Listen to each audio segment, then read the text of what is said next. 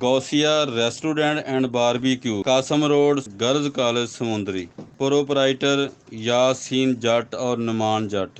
बदस्त जनाब हाफिज मुमताज़ साहब MPA समुंदरी, सूबाई वजीर एंटी नारकोट्स एंड एक्साइज ने हमरा मुअज़्ज़िज़ीन इलाका अपने दस्ते मुबारक से किया। और इस मौके पर कारी शफकत साहब ने दुआ फरमाई। दी रिपोर्टर मलक अरशाद, तहसील